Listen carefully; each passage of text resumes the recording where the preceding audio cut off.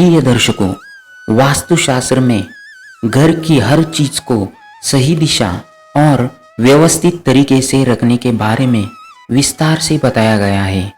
यदि आप घर के सामान को वास्तुशास्त्र में बताए नियमों के अनुसार रखते हैं तो ये आपकी किस्मत को चमका सकते हैं, परंतु इनकी दिशा अगर गलत हो तो यह आपके जीवन में कई बड़ी समस्याएं लेकर आ सकते हैं। इन्हीं चीज़ों में से एक है बेड। यदि बेडरूम में आपका बेड सही दिशा में नहीं है तो ये आपके लिए बेहद हानिकारक हो सकता है। बेड की सही दिशा आपके जीवन में सकारात्मकता और तरक्की ला सकती है। इसके अलावा पति पत्नी के बीच सामंजस्य बनाए रखने के लिए भी बिस्तर का सही दिशा में होना बेहद ज़रूरी है। बेड की सही दिशा में नहीं होने से दाम्पत्य जीवन के लिए खतरनाक साबित हो सकता है।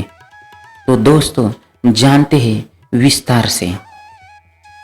वास्तुशास्त्र के अनुसार सोते समय आपका सिर सही दिशा में होना बहुत ज़रूरी है।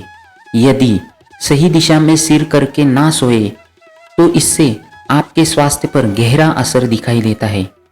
इसलिए मास्टर बेडरूम में सोते समय अपना सिर हमेशा या तो दक्षिण दिशा में रखें या फिर पश्चिम दिशा में होना चाहिए।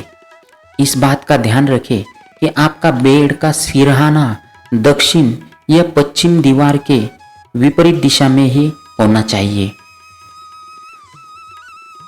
ताकि जब भी आप लेटे उसी समय आपके पैर पूर्व या उत्तर दिशा में हो।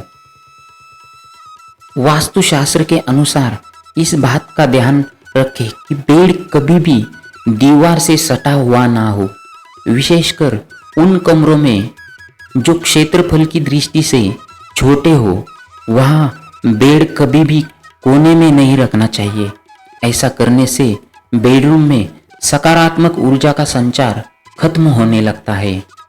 अपने बेड को हमेशा कमरे के बीचों बीच रखना चाहिए ताकि घूमने और सफाई करने में आसानी रहे।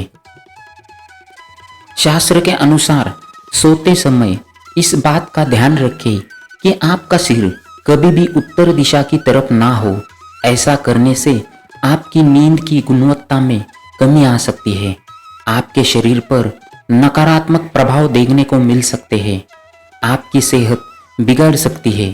वास्तुशास्त्र में दक्षिण दिशा को पितरों की दिशा माना जाता है। यदि आप दक्षिण दिशा में पैर करके सोते हैं तो आपको पितृदोष लग सकता है। वास्तुशास्त्र के अनुसार बच्चों का सिर हमेशा पूर्व दिशा में रखना चाहिए। ऐसा करने से उनकी एकाग्रता में बढ़ोतरी होती है। बच्चों के लिए दक्षिण या दक्षिण पूर्व दिशा भी सही होती है। इस दिशा में सिर करके सोने से आध्यात्मिक झुकाव पनपता है। दोस्तों, वास्तुशास्त्र के बारे में ये जानकारी आपको कैसी लगी कमेंट करके ज़रूर बताना। धन्यवाद।